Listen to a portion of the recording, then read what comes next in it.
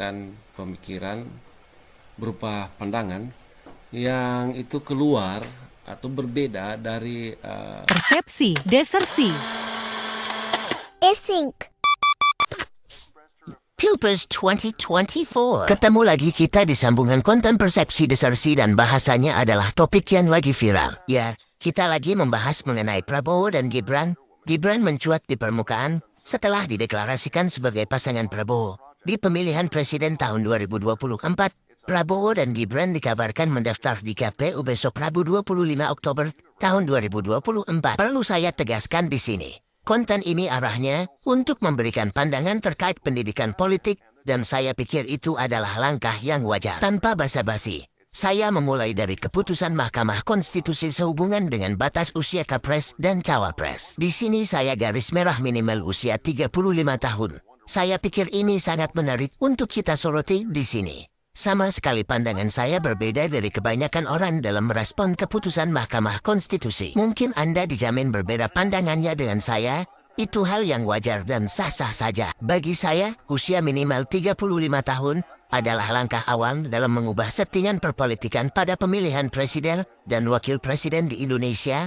Mahkamah Konstitusi telah membuka babak baru. Terobosan pemikiran baru dan ini sangatlah penting untuk dilihat. Mengapa saya katakan ini adalah babak baru perpolitikan? Karena menaruh perhatian dan pertimbangan pemimpin masa lalu, pemimpin masa sekarang dan pemimpin masa depan, dan jika tidak dimulai dari sebuah keputusan Mahkamah Konstitusi, itu tidak akan terbuka gerbang demokrasinya. Mahkamah Konstitusi telah memulai langkah besar untuk memberikan hak politik kepada generasi muda, dan saya memberikan apresiasi itu sebagai generasi milenial. Saya sangat paham, tidak mudah mengubah suatu tradisi dalam pentas perpolitikan. Pengaruh feodalisme masih begitu kental, dan setidaknya melalui keputusan Mahkamah Konstitusi yang saya nilai trending, telah menetralkan kembali pentas perpolitikan. Jadi pembentukan feodalisme di pentas perpolitikan bisa diminimalisir. Feodalisme yang saya maksudkan di sini ialah ketika mempertahankan dalil usia minimal berdasarkan acuan yang dinilai sepihak, misalnya batas usia adalah 40-50 tahun. Maka ini menutup ruang bagi mereka di bawah usia 40 tahun. Setiap elit memiliki acuan dalam memproduksi suatu wacana seperti batas usia minimal dan beragam pemikirannya. Tapi saya pikir itu tidak sepadan jika elit memposisikan dirinya 100% mengatasnamakan rakyat. Rakyat itu elemennya banyak. Salah satu elemen dari rakyat adalah generasi muda. Mereka ingin berada di pentas perpolitikan. Dan jika memiliki peluang secara politik, mengapa tidak diakomodir? Apalagi memiliki basis massa dan reputasi tertentu. Bukankah hal ini sudah dimulai sejak awal Presiden Joko Widodo terpilih? Kombinasi usia pasangan calon presiden dan calon wakil presiden di pentas Pilpres sebelumnya lebih dahulu dimulai dan itu menstimulus banyak orang. Pasangan usia muda dan tua tampak dari usia presiden dan wakil presiden kita saat ini, Pak Joko Widodo dan Ma'ruf Amin. Bukankah ini adalah kombinasi yang luar biasa baik ya? Ada yang mengatakan pengalaman menjadi sangat penting dan itu haruslah dimiliki seorang calon presiden atau calon wakil presiden. Itu benar dan tapi tidak sepenuhnya benar. Atau saya bisa menyebutnya keliru. Presiden dan wakil presiden akan berunding menetapkan individu yang ahli di bidangnya.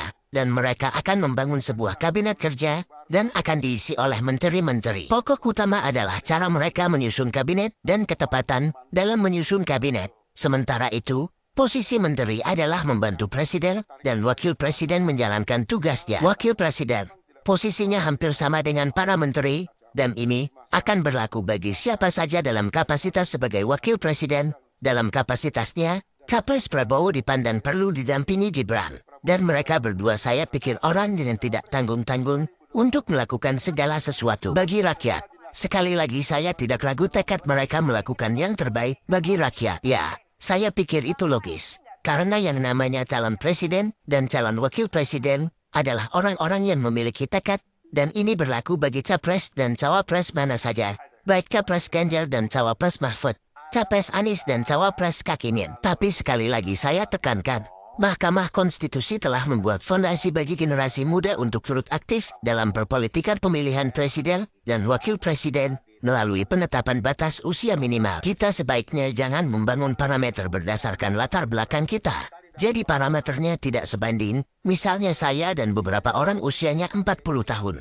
Jadi saya berjuang untuk menetapkan batas usia minimal berdasarkan saya dan rekan-rekan seusia saya. Bagaimana dengan mereka yang ingin berperan aktif, tetapi usianya belum 40 tahun?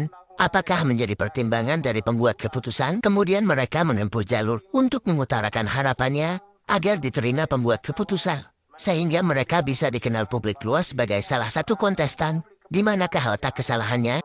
Kita jangan selalu berpegang pada pemikiran bahwa seorang dokter akan jauh lebih baik dari mereka yang hanya menempuh pendidikan magister. Itu sangat keliru. Bagi saya, mereka yang doktor dan magister adalah mitra atau rekan kerja, bukan dibenturkan pada hal-hal yang bersifat diskriminatif. Perlu kita membangun atau menjalin relasi.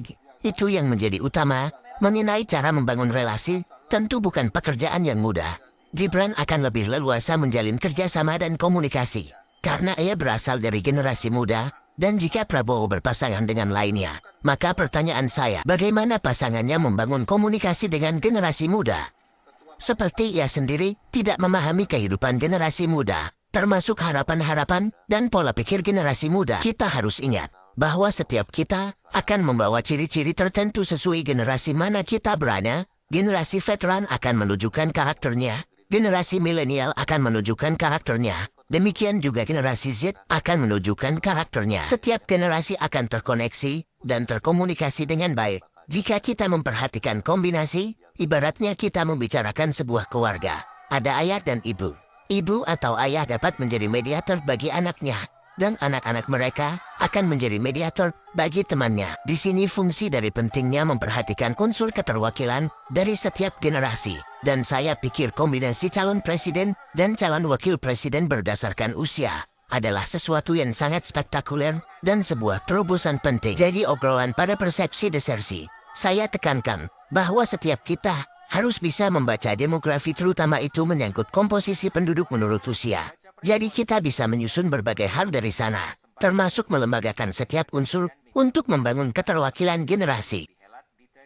Akhir kata, saya sampaikan terima kasih.